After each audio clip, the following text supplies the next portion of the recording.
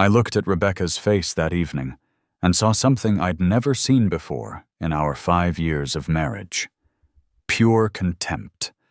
We were at the Turner Industries annual gala, one of those corporate events where junior employees like me usually kept to the corners while the executives held court. I was nursing my second glass of cheap wine when she said the words that would change everything. "Honestly, Daniel, you should hear how Liam talks about his work. He's basically a glorified paper pusher at 32 years old." She didn't whisper it.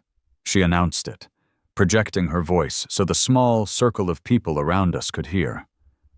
Daniel Rothschild stood there, 6'3" in his tailored suit, regional vice president at only 35. And he laughed. Not a polite chuckle, a full, genuine laugh that made his shoulders shake. "Come on, Rebecca," I said quietly, feeling my face burn. "That's not fair." "Fair?" She turned to me, her expression shifting from amusement to something harder. "Fair is me supporting us while you shuffle papers in the compliance department. Fair is me attending these events hoping someone important might notice you. But you're so busy being invisible that nobody even knows your name." Daniel was still smiling, and I saw the way Rebecca leaned slightly toward him when she spoke, the way her hand touched his arm for emphasis. They'd been talking all evening, ever since we arrived. He was recently divorced, apparently, and Rebecca had made it her mission to keep him entertained. "The compliance department keeps this whole company from falling apart," I said, keeping my voice level. "Without proper documentation and regulatory oversight—" "There he goes," Rebecca interrupted, rolling her eyes at Daniel. "Do you see what I mean? He can make anything sound boring. Regulatory oversight. God, Liam, do you even hear yourself?" 3 other people from Daniel's department stood in our circle. They shifted uncomfortably, but none of them said anything. Why would they? Daniel was their boss, and Rebecca was beautiful, charming, and clearly enjoying herself. I was just the compliance guy whose wife was making a scene. "I think I need some air," I said. "Of course you do," Rebecca muttered. I walked away, hearing Daniel say something that made Rebecca laugh, that bright, musical laugh I hadn't heard in months, at least not directed at anything I'd said. The balcony was empty. I stood there looking out at the city lights, trying to process what had just happened. Rebecca had been unhappy for a while. I knew that. She worked in pharmaceutical sales, made twice my salary, and had started making pointed comments about my lack of ambition about a year ago. But this was different. This was public humiliation. My phone buzzed. A text from my friend James, who worked in IT. "Man, you okay? Just saw that. Rough." So people had noticed. Perfect. I stayed on the balcony for 20 minutes. When I finally went back, inside Rebecca was still with Daniel's group, laughing at something he'd said. She didn't even glance my way. We drove home in silence. I waited until we were inside our apartment before I spoke. That was humiliating, Rebecca. She kicked off her heels and headed toward the bedroom. "Oh, don't be so sensitive." "Sensitive? You mocked my job in front of my colleagues, in front of a VP. She turned, and I saw that contempt again. "Your job, your precious compliance job that pays $48,000 a year. Do you know what Daniel makes? Probably $300,000 plus bonuses. That's someone who took their career seriously." "I take my career seriously. I'm good at what I do." "You're invisible at what you do. Nobody knows who you are. You've been there 6 years, Liam. 6 years, and you're still at the same level you started. When I tell people what you do, I can see them lose interest in real time." I didn't realize my job was supposed to be cocktail party material. It's supposed to be something. Anything. But it's not. It's boring paperwork that anyone could do. I stood there, stung. "Is that really what you think?" She sighed, suddenly looking tired. "I think I married someone I thought had potential, I think I've been waiting for you to do something, anything, that shows you want more out of life. But you're content to just exist, to be invisible. I'm not invisible. Liam, Daniel didn't even know your name tonight. I had to introduce you, and I saw his face. Complete blankness. You work at the same company, and he's never heard of you. He's in a different division. He's connected. He knows people. That's how careers work. But you just sit in your little office doing your little tasks, and then you wonder why nothing changes. She walked into the bedroom. I'm tired. I'm going to bed. I slept on the couch that night. It was uncomfortable, the leather sticking to my skin, and I barely got 3 hours of sleep. I kept replaying the evening in my mind. Rebecca's voice, Daniel's laugh, the uncomfortable shuffling of the other people in the circle. I wondered how many of them had gone home and told their spouses about the compliance guy whose wife couldn't stand him. The next morning at work, I couldn't stop thinking about it. Maybe Rebecca was right. Maybe I had been coasting. I'd taken the compliance job right out of college because it was stable, because it paid okay, because I was good at detail-oriented work, but I'd never pushed for more. I was at my desk reviewing vendor contracts when my supervisor, Patricia Wong, knocked on my doorframe. She was 58, had been with Turner Industries for 30 years, and was the smartest person I'd ever worked with. Liam, you have a minute? Of course. She closed the door and sat down. I heard about last night. The gala. My stomach dropped. Word travels fast. In a company this size? Always. She studied me for a moment. How are you? Doing? I've been better. I'm going to tell you something, and I want you to really hear it. What you do here matters. The work you do, the contract reviews, the regulatory filings, the audit preparations, it's critical. You know the Kingston account? I nodded. Kingston was one of our biggest clients, worth about $40 million annually. 2 years ago, you caught that discrepancy in their service agreement, remember? The clause about liability limitations that didn't match federal requirements? Yeah, it was pretty straightforward. It saved this company from a lawsuit that would have cost us triple the contract's value. And last year, your audit prep work was so thorough that we had 0 findings. Do you know what the industry average is? 15 findings. You had 0. I was just doing my job. Exactly. You were doing it so well that people don't notice because everything runs smoothly. That's not being invisible, Liam. That's being excellent. I felt something tight in my chest loosen slightly. Thank you. I needed to hear that. But, Patricia continued, if you want to advance, you need to make sure people know what you do. Compliance tends to be behind the scenes, but that doesn't mean you should be. Have you thought about the senior compliance manager position? The one in the corporate office? That's opening up? Martin Westbrook is retiring in 3 months. I'm recommending you for it. My heart started beating faster. That's a big jump. You're ready. It's more strategic, more visibility. You'd be interfacing with executives, leading projects, making decisions that affect company direction, but you need to want it. I thought about Rebecca's words, about being invisible, about potential. I want it, I said. Patricia smiled. Good. Start preparing. I'll need you to put together a presentation on your key achievements and your vision for the department. The interview process will be rigorous. Over the next 3 weeks, I worked harder than I'd ever worked. I documented every major project I'd completed, every risk I'd mitigated, every process I'd improved. I stayed late analyzing industry trends, preparing recommendations for how Turner Industries could strengthen its compliance framework. I called former colleagues, asked for letters of recommendation, researched best practices at competing firms. Rebecca barely noticed. She was traveling more for work, and when she was home, we existed in parallel lives. She went to the gym, had dinner with her sales team, watched TV in the bedroom while I worked at the kitchen table. We spoke maybe 30 words a day to each other. One evening, about 2 weeks into my preparation, I tried to tell her about the opportunity. "I'm interviewing for senior compliance manager," I said over dinner. Take-out Chinese food we were eating in silence. "That's nice," she said, not looking up from her phone. "It would be a significant promotion, almost double my current salary." "Mm-hmm. Rebecca, are you listening?"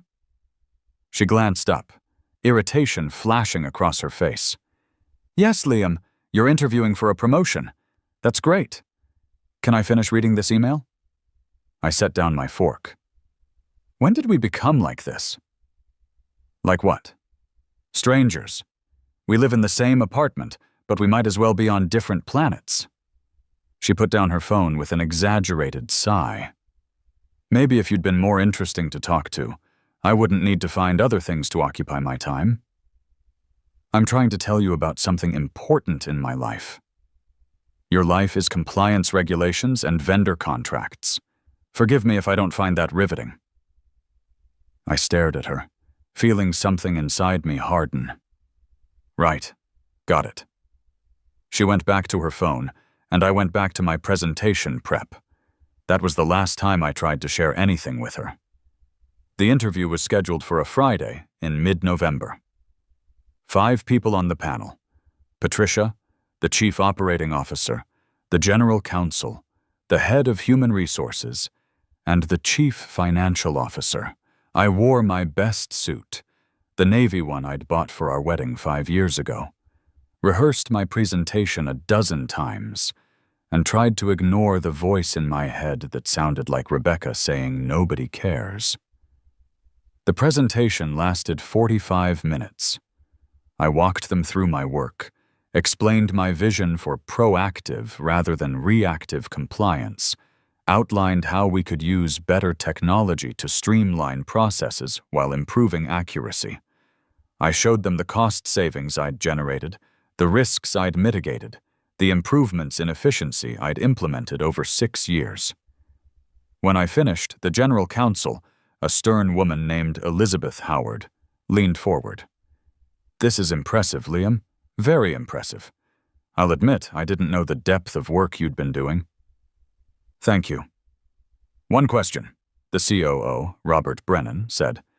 "You'd be managing a team of 7 people in this role, with responsibility for compliance across all divisions. That's a significant leadership challenge. Tell me about your management philosophy." I thought about Patricia, about how she'd supported me, pushed me, seen my potential when I hadn't. "I believe in making people better at what they do," I said. "Not micromanaging, but providing the tools, knowledge, and authority they need to excel. And I believe in making sure their work gets recognized, because compliance is often thankless until something goes wrong. My team would know their value." Elizabeth nodded slowly. "When could you start?" 2 weeks later, I got the offer. $95,000 a year, plus bonuses tied to performance, nearly double my current salary. The official announcement would go out the following Monday. I wanted to tell Rebecca immediately, but she was in Boston for a sales conference. Instead, I called my parents, who were thrilled.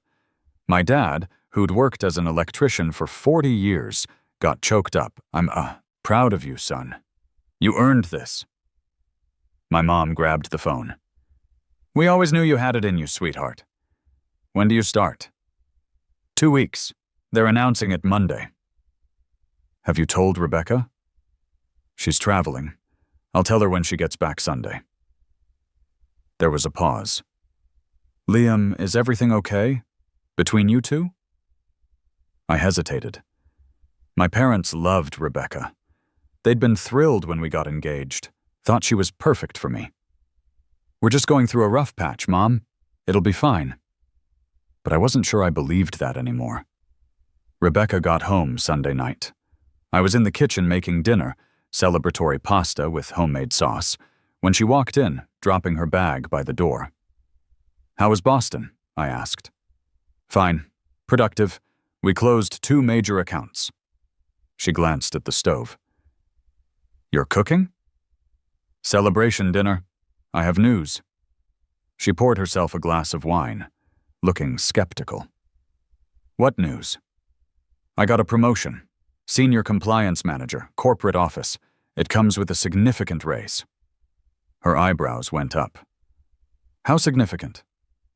95,000 base, plus performance bonuses. For a moment, I saw something like approval in her face. That's good, Liam. Really good. Yeah, I start in 2 weeks. They're announcing it tomorrow. She took a sip of her wine, and I watched her process this information. I could almost see the calculations happening behind her eyes, what this meant for us financially, what it meant for her socially. So you'll finally be doing something important. The small flame of hope that had been building guttered out. I've always been doing something important. You know what I mean. Something visible, where people will actually know who you are. I served the pasta, and we ate mostly in silence. She seemed distracted, checking her phone periodically. At one point, she smiled at something on the screen, a genuine smile, the kind she used to give me. Work stuff? I asked. Just a colleague. She put the phone face down on the table. The announcement went out Monday morning. My inbox filled with congratulatory emails. James from IT took me to lunch. Patricia hugged me, which she'd never done before. People I'd barely spoken to stopped me in the hallways to say, "Well done." One email stood out. It was from Daniel Rothschild. "Liam, congratulations on the promotion. Looking forward to working with you in your new capacity. We should grab coffee soon." Daniel. I stared at it.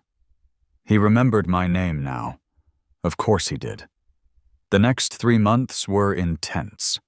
I moved into my new office, 14th floor, window view, actual art on the walls instead of motivational posters.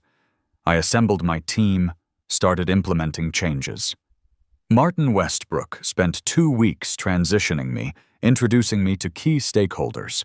I sat in on executive meetings, provided input on strategic decisions, built relationships across divisions. My confidence grew. The work was challenging, but exhilarating. I was good at it. Better than good. Elizabeth Howard told me after a board presentation that I'd done in 2 months what she'd expected to take 6. "You have instincts for this, Liam," she said. "The ability to see around corners, anticipate problems before they become crises. That's rare." Rebecca seemed pleased at first. She told her friends about my promotion, mentioned my new salary when her mother called. But something was off.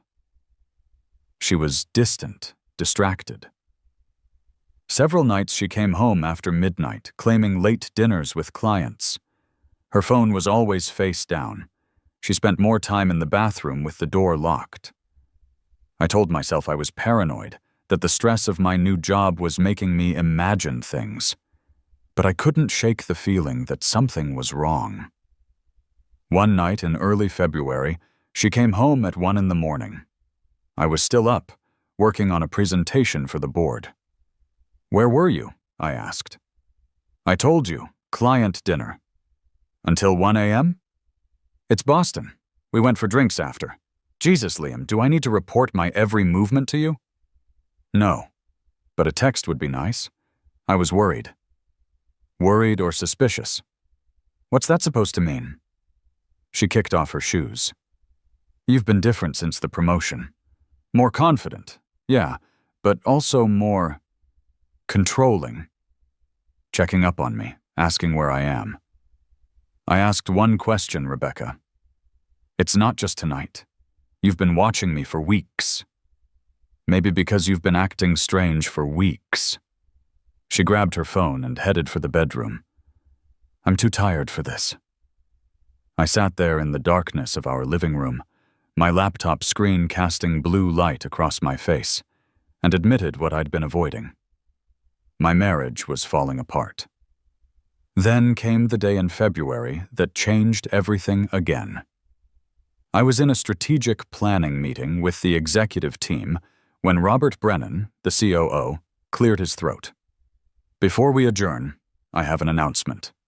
As you know, we've been restructuring the regional divisions. After extensive consideration, we're creating a new position, Executive Vice President of Regional Operations. This person will oversee Huascaso, the all regional VPs, and report directly to me. He paused for effect, looking around the table. I'm pleased to announce that Liam Mitchell will be stepping into this role effective March 1st. The room erupted in congratulations. I sat there, stunned. EVP. That was C-suite adjacent. That was... There's more, Robert continued. As part of the restructuring, all regional VPs will now report to Liam.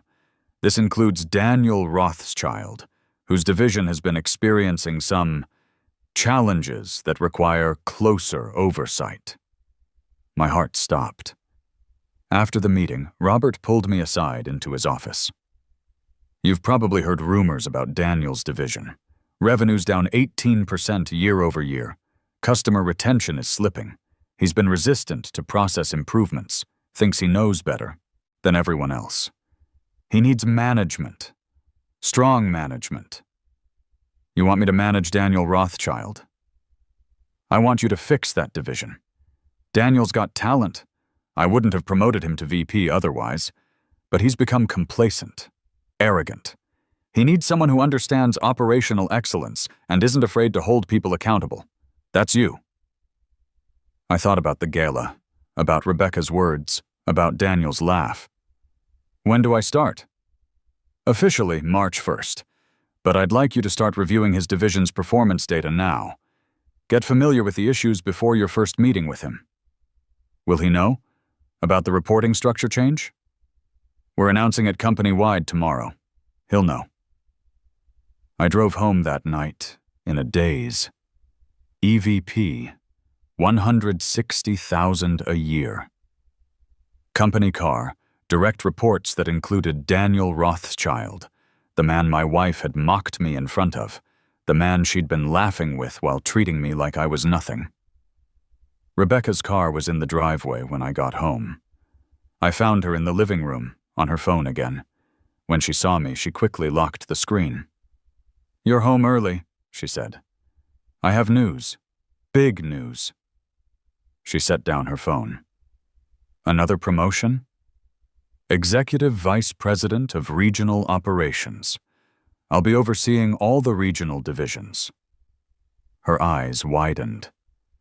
That's executive level? It comes with a substantial raise and company car, plus stock options. I start March 1st.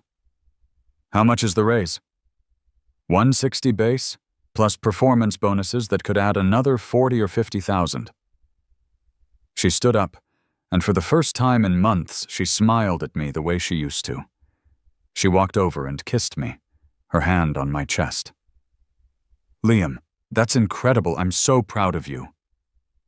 Something about the kiss felt wrong, performative, like she was trying to convince herself as much as me.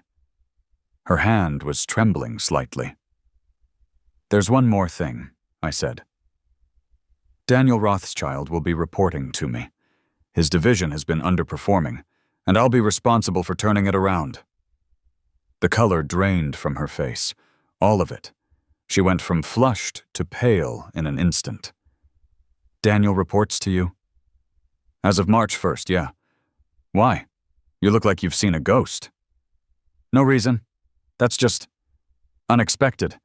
I mean, he was a VP. That's a big deal." "He still is. He just reports to me now instead of directly to Robert." She picked up her phone again, her fingers moving quickly over the screen. Then she excused herself to the bedroom, saying she had calls to make for work. It was 8:30 at night. I stood in the living room, a cold certainty settling over me.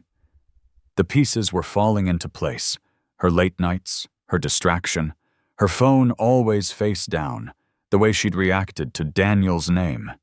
I went to my laptop and opened my email. I scrolled back through months of messages until I found what I was looking for.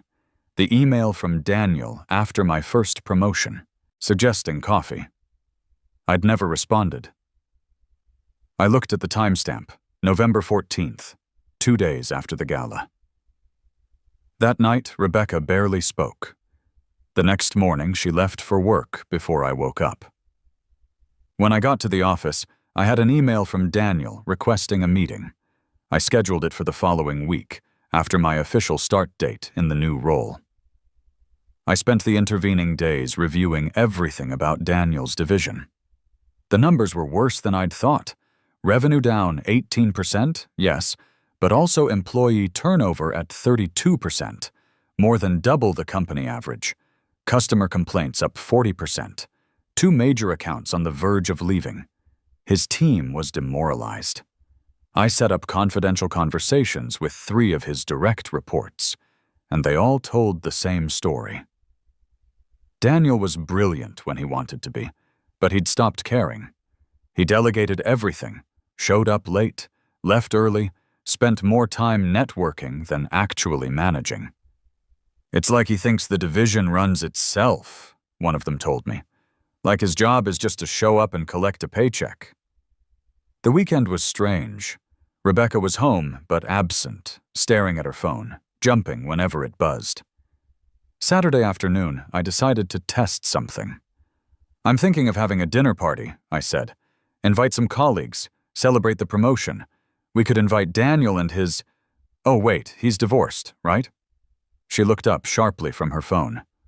"How would I know?" "You two talked for a while at the gala. I thought he might have mentioned it." "We barely talked, just small talk." "Really? Because you spent most of the evening with him." "I was networking, Liam. That's what you're supposed to do at those events.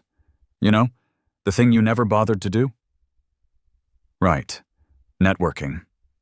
She went back to her phone, but I saw her hands were shaking slightly. Sunday evening, she got a phone call. She looked at the screen, her face going pale again, and let it go to voicemail. Then she grabbed her keys. "I need to run to the store," she said. "For what?" "Just things. I'll be back." She was gone for 2 hours. When she came back, she had a single bag with toilet paper and toothpaste, things we already had. Monday morning, I moved into my new office. Corner office, 20th floor, view of the entire city. My assistant, a sharp woman named Jennifer, had already organized my schedule. Daniel was down for Wednesday at 10. Tuesday night, Rebecca came home at 11:30. I was still up, reading a book in the living room. "Working late?" I asked. "Client dinner. It ran long." "Which client?" She hesitated just a fraction too long. "Meridian Pharmaceuticals, the purchasing director." "What's her name?" "Susan Yang." "Why are you interrogating me?" "I'm not. Just curious about your day." She went to the bedroom without another word. I heard the shower running for a long time. When she finally came out, I was still in the living room. "Liam, can we talk?" My stomach dropped. "Sure." She sat down across from me, wrapped in her bathrobe, her hair wet. "I know things have been strange between us." "That's one word for it." "I think maybe we should consider taking a break.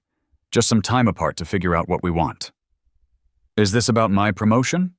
"No, it's about us. We've been growing apart for a long time." "Since when?" "I don't know. A year? Maybe longer?" "So right around the time you started telling me I had no ambition?" She looked away. "That's not fair." "Isn't it? You were fine with me when you thought you were the successful one. But the moment I started advancing, you want space? That's not what this is about." "Then what is it about, Rebecca?" She didn't answer. She just went to bed, leaving me alone in the living room. Wednesday morning arrived. I got to the office at 7, reviewed Daniel's division performance reports one more time, made notes. The picture was clear. He'd been coasting on past success, ignoring process improvements, micromanaging his team while failing to hold himself accountable. He'd become exactly what Rebecca had accused me of being: invisible. Except he was invisible through arrogance rather than humility. At 10 o'clock sharp, Daniel walked into my office. He looked exactly as he had at the gala: confident, expensive suit, perfect hair, that easy smile. But when he shook my hand, I saw something in his eyes: nervousness, maybe even fear. "Liam, congratulations again. Hell of a rise." "Thanks. Have a seat." He sat, crossing one leg over the other, trying to look relaxed. But his jaw was tight, and he kept glancing at the door like he wanted to bolt. "So, new structure. I'll be honest, I was surprised when I heard the news." "Robert mentioned your division's been struggling." The smile dimmed slightly. "We've had a challenging year. Market conditions. Your revenue's down 18% in a stable market. Customer retention is at 72% when company average is 86. Employee satisfaction scores in your division are the lowest in the company. Turnover is at 32%. You have 2 major accounts threatening to leave." He shifted in his chair, uncrossing and recrossing his legs. "Those numbers don't tell the whole story." "Then tell me the story." He launched into explanations: difficult clients, staffing challenges, integration issues from a merger 2 years ago, a reorganization that had disrupted team dynamics. Some of it was valid. Most of it was excuses. When he finished, I leaned forward. "Here's what I see. You're talented, Daniel. Your track record before last year proves that. But you've been operating like you're untouchable. You've ignored feedback, resisted process improvements from corporate, and treated your team like they should be grateful to work for you. That stops now." His jaw tightened. "With all due respect, I've been doing this for 12 years. I've built that division from the ground up. And you've been dismantling it for the past 18 months. We're implementing a 90-day improvement plan. You'll have weekly check-ins with me, monthly reviews with your team, and specific performance metrics to hit. Revenue needs to be up 10% by the end of Q2. Customer retention needs to hit 80%. Employee satisfaction needs to improve by at least 15 points. If you can't meet these targets, we'll need to make changes." Changes. This is your opportunity to turn it around. I believe you can. But you need to actually do the work. He stood up, and the friendly mask dropped completely. His face flushed red, and I saw real anger in his eyes. "You know what, Liam? I remember you from that gala. Your wife spent the whole evening apologizing for you, basically. Said you were a paper pusher with no ambition. And now here you are, trying to manage me?" I stood too, keeping my voice calm and level. "Yes, here I am. And here you are, reporting to the paper pusher. Funny how things work out. This is bullshit. I should be sitting where you are. Maybe you should have been, but you're not. And if you want to keep your position, you'll start taking this seriously. The door's open if you want to quit. Otherwise, we start the improvement plan Monday. Your choice." He stared at me for a long moment, his hands clenched into fists at his sides. Then he turned and walked out without another word, slamming the door hard enough that Jennifer looked up from her desk in alarm. She appeared in my doorway moments later. "That went well?" "He'll either step up or he won't. Either way, we'll improve that division." That night, Rebecca was already home when I arrived. She was pacing in the living room, her face pale, mascara smudged under her eyes like she'd been crying. "We need to talk," she said, her voice shaking. My stomach dropped, but I kept my voice level. "Okay, I made a mistake. A serious mistake." "What kind of mistake?" Tears started running down her face, black streaks on her cheeks. "I've been seeing someone for about 4 months. It started after the gala, and I've been trying to end it, but it's complicated." Even though I'd suspected, hearing it out loud felt like being punched in the chest. "Who?" She didn't answer, just stood there crying. "Rebecca." "Who?" "Daniel," she whispered. The room seemed to tilt. Everything clicked into place. The late nights, the phone calls, her reaction when I said he'd be reporting to me, her suggestion that we take a break. "You've been sleeping with Daniel Rothschild." It didn't mean anything. It was just, you were so distant, and he paid attention to me, and I was stupid. So stupid! I was distant? I was working. I was trying to advance my career, which is what you told me I should do. I know. I was wrong. About everything. How long, exactly? It started the night of the gala. We talked all evening, and then we went for drinks after, and... So when you mocked me in front of him, humiliated me, made me feel worthless, you were already planning to sleep with him? No, it wasn't like that. It just happened. Nothing just happens, Rebecca. You made choices. Every time you met him, every time you lied to me about where you were, every time you came home at midnight pretending you'd been with clients. Those were choices.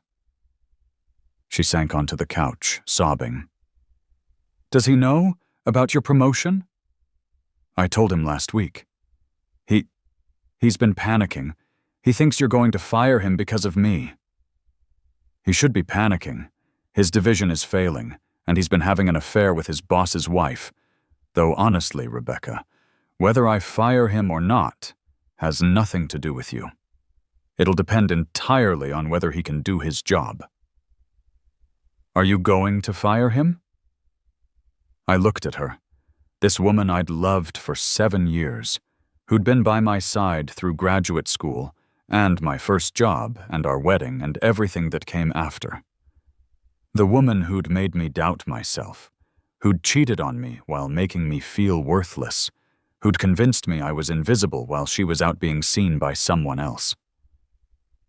That's a business decision. But Rebecca, we're done. Liam, please. You humiliated me. You cheated on me. You made me doubt myself while you were sleeping with someone else. And you only care now because I got promoted above him. If I was still in compliance, you'd still be with him. You'd probably have left me by now. She was sobbing harder, her whole body shaking. I'm so sorry. I don't know what I was thinking. When you got promoted, I realized what I'd thrown away. I love you. No, you don't. You love what I've become. You love the title and the salary and the corner office. But you didn't love me when I was just the compliance guy, when I actually needed you to believe in me, when your support would have meant something. That's not true. I always... Stop. Just stop. You said I was a glorified paper pusher. You said anyone could do my job.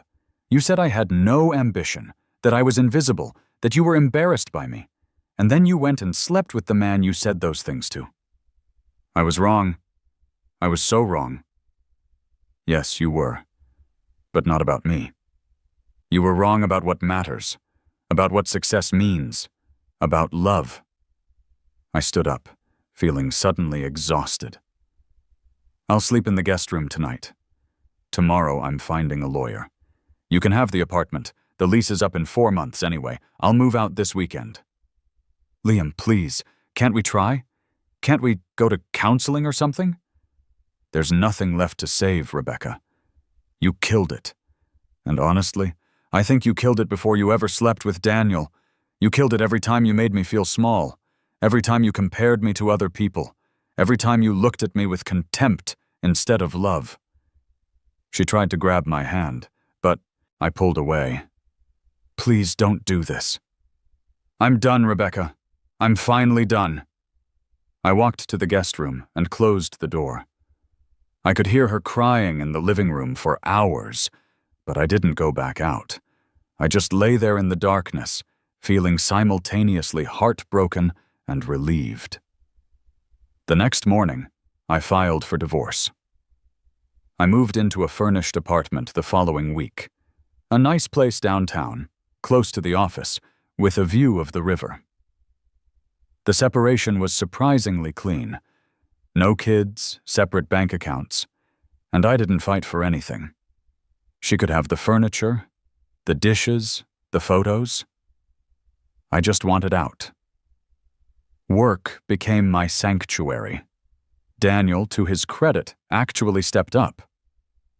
The improvement plan I'd laid out was aggressive, but he met every benchmark. He stopped delegating everything, started showing up early, rebuilt relationships with his team. His numbers started turning around. Customer retention improved, employee satisfaction scores went up, revenue started climbing. We maintained a strictly professional relationship.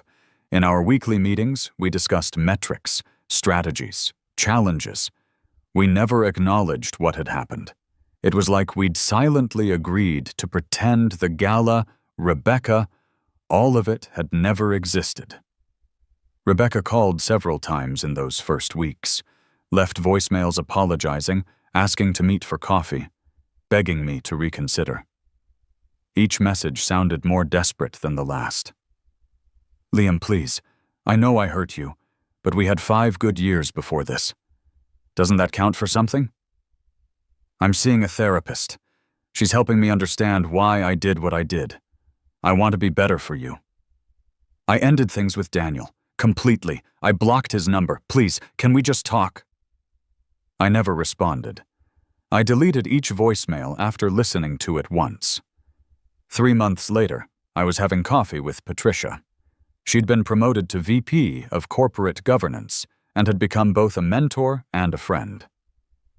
"How are you doing?" she asked, her eyes kind. "Really doing?" "Honestly, better than I've been in years.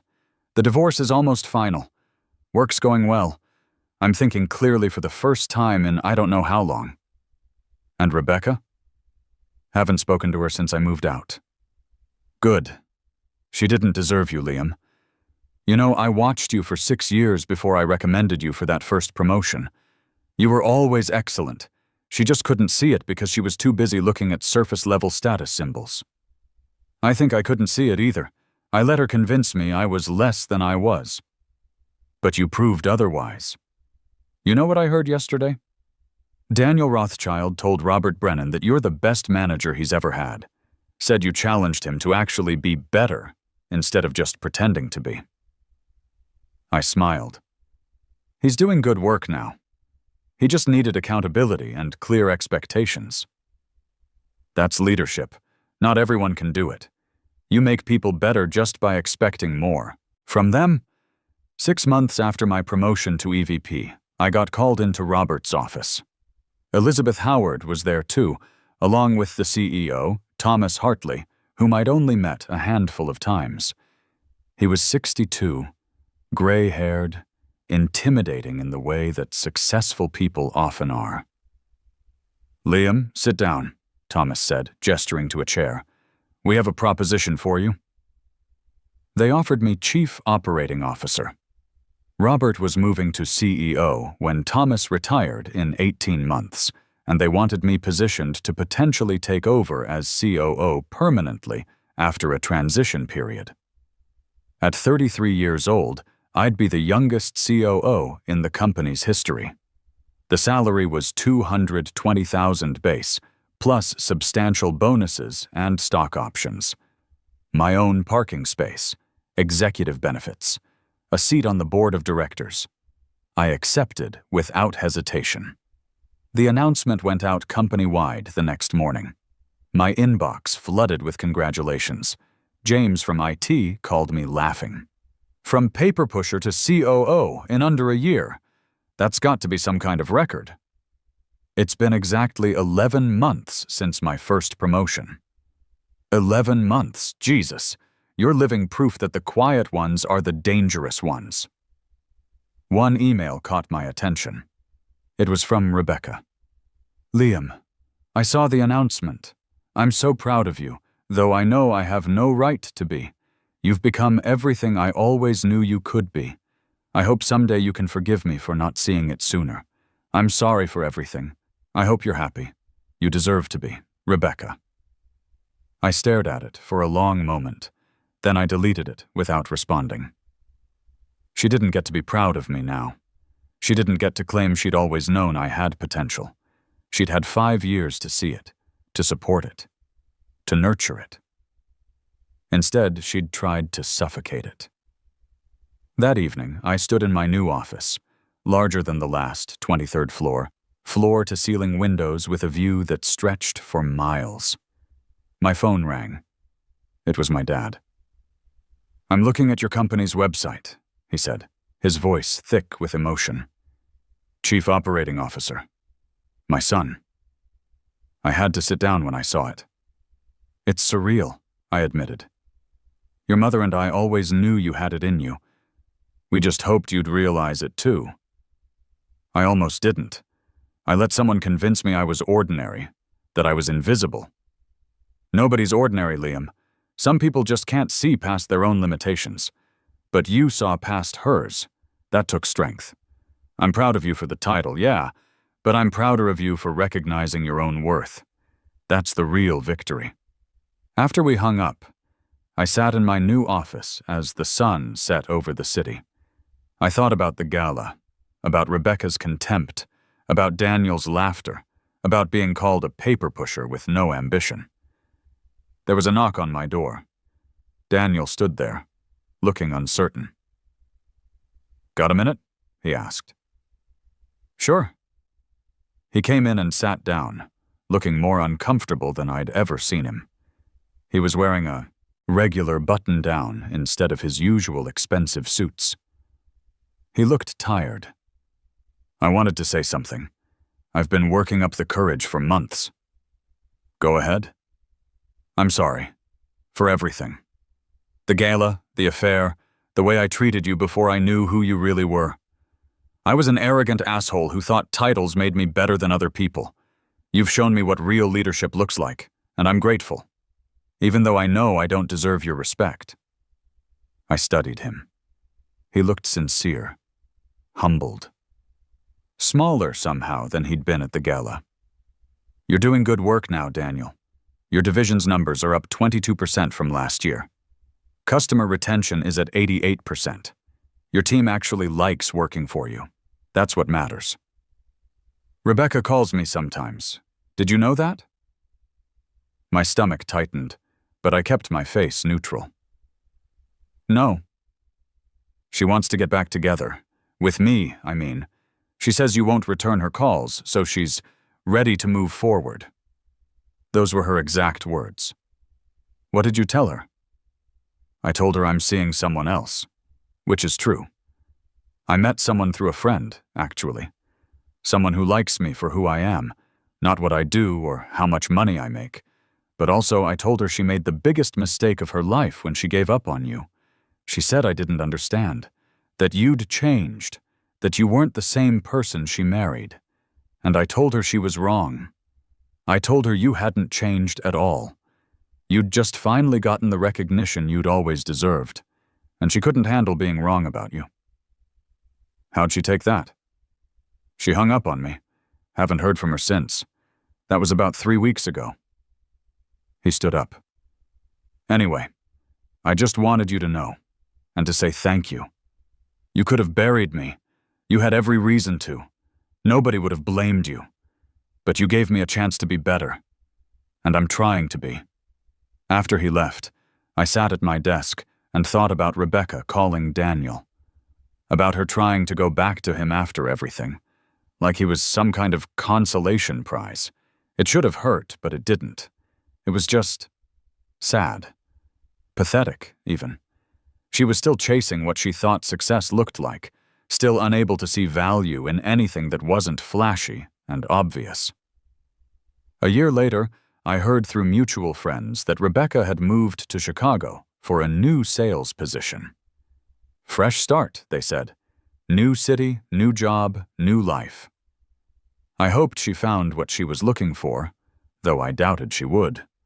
Some people spend their whole lives chasing the wrong things. As for me, I kept working, kept building, kept proving, mostly to myself, that I'd always been exactly who I needed to be. The titles were nice, the money was nice, the respect was nice.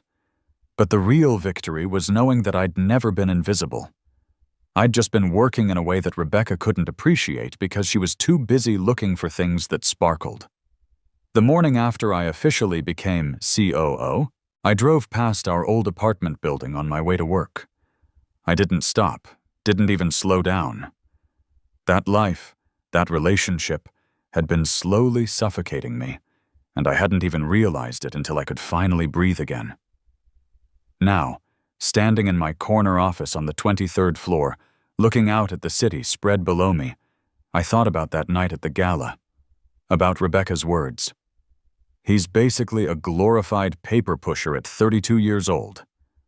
I was 33 now, chief operating officer of a Fortune 500 company, managing budgets in the hundreds of millions, leading divisions across 3 countries, making decisions that affected thousands of employees and millions in revenue.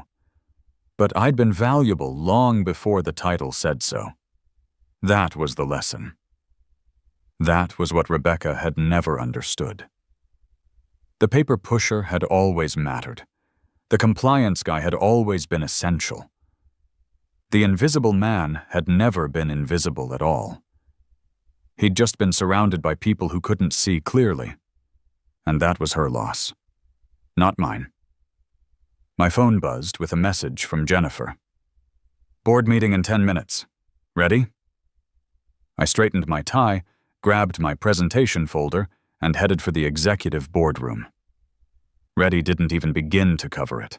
I'd been ready all along.